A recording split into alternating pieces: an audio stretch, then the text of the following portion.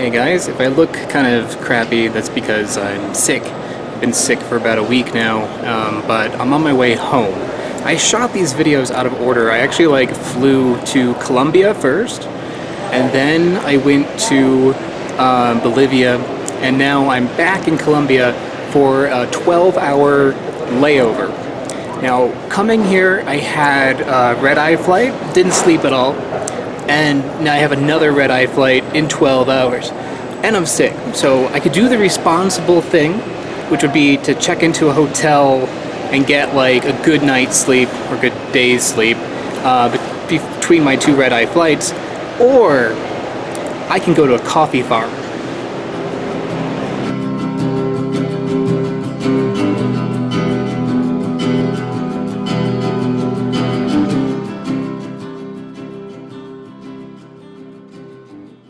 So against my better judgment, I went to a coffee farm located just a couple of hours away from Bogota.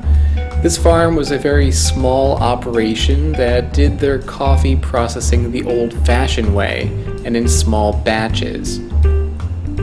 They are not a major producer of coffee by any means, but instead produce a coffee liqueur, which was great because it gave me a more personal look at growing coffee instead of just going on a large factory tour.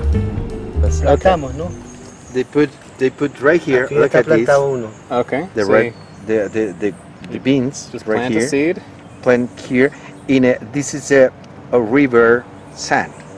Okay. It's not a regular sand. It's a river sand. Okay. Yeah.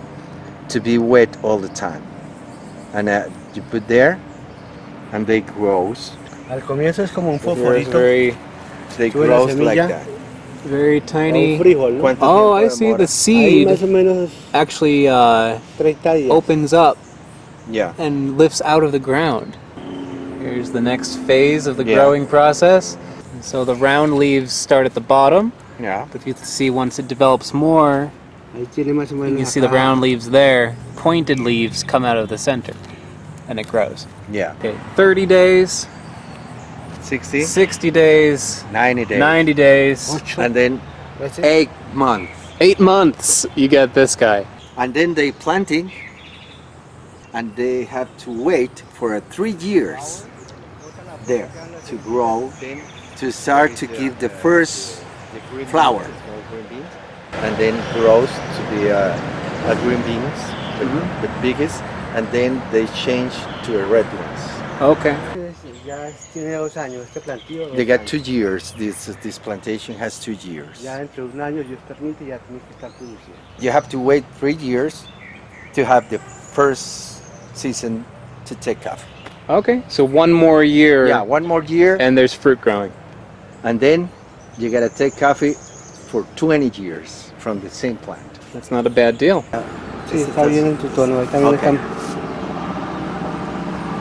I'm gonna show you how you can taste. Some of them look pretty good. You can squeeze the bean. Yeah, this is a fresh coffee bean. Look at this. But you can like chew on that and eat it? Yeah, okay. and it's not doesn't taste like a stick or anything. No, nothing. See, I made the mistake. I ate the outside. No. I thought like the coffee fruit you can eat the outside. No. I never You're wrong. I'm gonna try not to drop this. Oh, I dropped one. They just kind of like shoot out.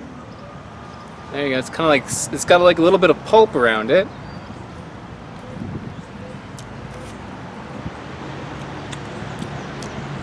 It's a little bit sweet. It's a little sweet, yeah. Not like a flavor explosion. Yeah, no. It's very subtle, but a little sweet. It's got a little bit of like a bell pepper taste to it. A little teeny bit. But mostly just like a little touch of like sugar, and the texture is like just slimy. You just kind of like suck the pulp off the seed. It's not bad though. But nobody eats this. No, never. Okay, I did that wrong then. Besides coffee, this plantation grows a number of other fruits such as mangoes and bananas. They explained to me that these are shade plants so that the coffee isn't grown in full sun.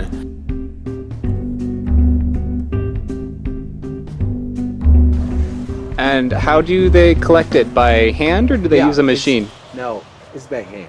Okay. Always by hand. Even big industry coffee producers don't use machines? That's why it's a huge industry here in Colombia, because give a lot of employment to a lot of people. Yeah, the coffee needs a little bit more time to be ready. Yeah, they took some of you just an example. For example. Yeah, with the perfect coffee is when the beans are totally right. Okay. The payroll of the people who came here to take the beans, they pay depends how many coffee they took from the plant. Okay. Yeah? For a waste. Yeah. Okay, they get paid by amount that they pick, not by hour. Coffee beans come down this chute, come down right here into this little hopper. And someone manually turns the crank, and what it does is it squeezes out the skins, and the beans fall into this tub. There's a little basket full of the clean beans in there. Bigger companies will have like this all mechanized in a factory, the big giant machine, but this is like the manual way of doing it. You gotta leave the beans exactly like that for 14 hours. Okay, without water. Without water. The beans just dry out for 14 hours. Yeah.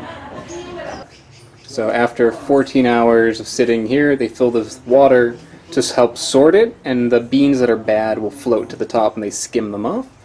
And then they continually clean it. How many times do you clean the beans? 4. 4 times you clean the beans and like sort through like any little debris or little pieces of skin or a bad bean that floats up. Those are skimmed out, and then the good beans are saved. So even the skins are saved afterwards. They're used for compost here on the farm. Here is the compost bins where they put the skins from the coffee and other things to make compost out of it. So nothing is wasted here. So this little wedge here is a coffee drying system. Looks like the top of a house. It is not. This ground continues in through here. You can see the ground, or the floor continuing through that little crack there. This is where they dry the coffee beans the final time. So they actually pick this roof off. This corrugated roof comes off, and they pour the beans out flat. And then they dry by the sun, like naturally. It's like the old way of doing it. But they have this roof here just to protect against the elements. So if it starts raining, someone will like rush up and like fling this roof back on top. The larger productions, they'll use like mechanical dryers to do it. Like there's like a machine that will dry it, but this is like the old fashioned way of doing it, and that's how they do it here on this farm. Although I was told that all the coffee on this farm is dried out the old-fashioned way, they also just happen to have the industrial equipment as well. I was told that they don't use this equipment, but instead they rent it out to other farms. But yeah, I don't know, I'm skeptical. I can't see why they wouldn't use this if they happen to have it. I think that's probably just like a marketing thing to say that they do it by hand, but yeah, who knows, whatever. Let's give them the benefit of the doubt. But the large dryers, I was told, can actually dry 4 tons of coffee in only 2 days, which is significantly faster than drying it on the roof. After the coffee dries out, it's got this second skin around it. So what they do is that after they dry it, they put it through this machine here, and it goes through, and it you can see some of it in there. All the chaff comes off when it goes through this machine, and you're left with, you can see the So all the second skin comes off, and you're left with a clean bean ready to roast. Okay, so the coffee goes in through this funnel. It goes into the roaster, and then it roasts for up to 45 minutes, depending on if you want like a light roast or dark roast. Dark roast would be around 45. And then it pours out through this little hole here into the dryer, or not dryer, but a cooler. And it cools down, constantly spinning. And these little arms here move the beans, and then this door is opened up, causing the beans to fall down this chute into this little catcher here, and then they are propelled upwards through this little like ventilation shaft over here, and then it goes down into this machine here where it is ground, And they are ready. and then through here. It goes up through here and then into bags from here. So that's like a lot of suction for all those grounds to go like almost like a 90-degree angle up.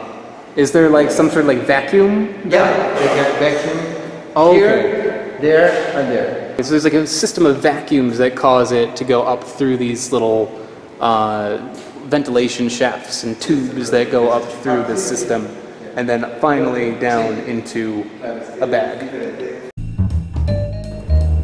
One of the coolest parts of this tour is they'll actually take a small amount of the fresh beans from the farm and process it as you go through the different stages. For this, they will use much smaller equipment, such as this tiny roaster. After grinding this small amount of beans, they were then brewed a la pour-over and served to all the guests of the tour. This had to be the freshest cup of coffee that I have ever had in my entire life.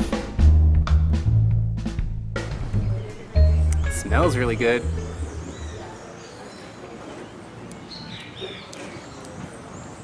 That's good stuff. It's got like a nice bright tart flavor to it. A little bit fruity. It's a dark roast. I usually like light roasts, and I usually like light roast with like lots of cream and sugar, maybe a little whipped cream on it too, some chocolate. This doesn't really need that. It's like got a nice bright, tasty flavor, and it's good just on its own. And yeah, you can really taste like the fruitiness to it, which you don't really get with, you know, a cup of Folgers. That is really good. But yeah, there you have it, guys. That's how you go from a seed to a cup of coffee. Hope you enjoyed it. Thanks so much. Bye-bye.